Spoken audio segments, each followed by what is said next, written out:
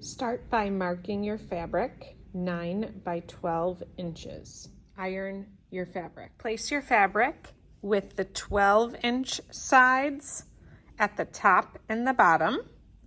Make sure your fabric is wrong side down. This is the right side. This is the wrong side. So wrong side down.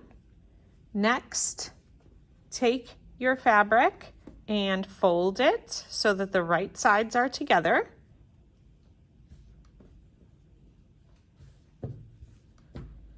And iron.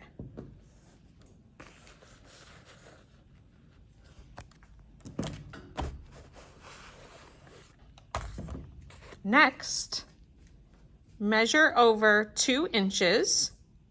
This is where you will begin sewing. Make a mark. Here is the mark 2 inches over from the fold. This is where you will begin sewing. So you will sew forward, backward, forward to the corner. In order to turn, you need to make sure that your needle is down when you get to the corner.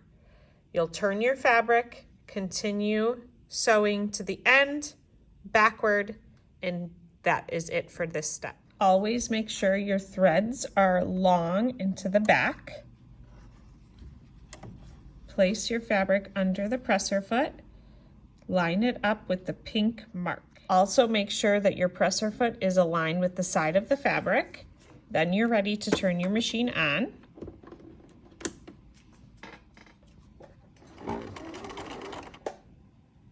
Backwards.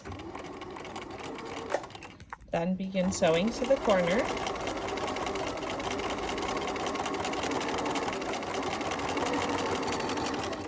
When you get about here, you stop. But my needle is up. In order to turn a corner, I have to make it so that my needle is in the fabric. So I hand wheel toward me until the needle is down. Then I lift my presser foot and turn the fabric and begin again and sew all the way to the bottom and back. Now that I am done, I will put my presser foot up, remove the thread to the back and around the thread cutter and turn off my machine. Next, cut with your pinking shears along the seam that you just sewed. You can even finish straight off the edge. Now you have to open the end so you can turn the fabric right side out so that the right sides are facing out. Like this. Next, you're gonna fold it like it's a little house so that the seam is in the center and iron. Mark 3 1/4 inches up from the bottom with your marking pen and then sew along that line. Once again, threads are to the back before I begin sewing and my presser foot is down. I will go forward, backward,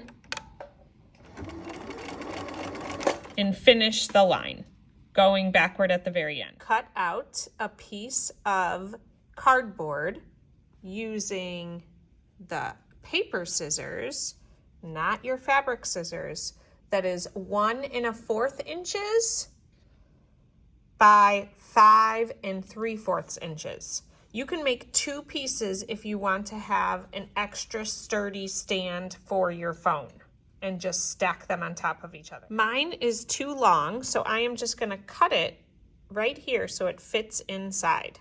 Now you can slide your pieces of cardboard inside so that they meet up at this top line. Now that my cardboard is snug, I will sew along the edge of the cardboard. Careful not to actually sew on the cardboard, which will be hard on the needle. Forward, backward, and I'll continue to finish right here.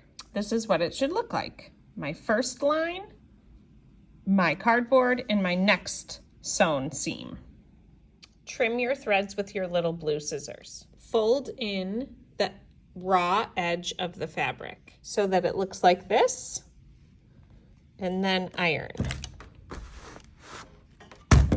Mark over 2 inches again. Starting at the mark that you made at the 2 inches, you're going to sew forward, backward, forward, and backward, just like that.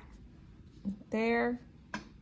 Now take polyfill and stuff this section. You may want to use a pencil to push it all the way to the bottom and stuff it so that it becomes round. Once you have filled the bottom section, you will straight pin it closed because we will hand sew this opening, and we will add rice into the opening at the top and hand sew it closed. To put in a straight pin, first go through both sets of fabric, then you will push down on the pin so that it comes straight up through the fabric.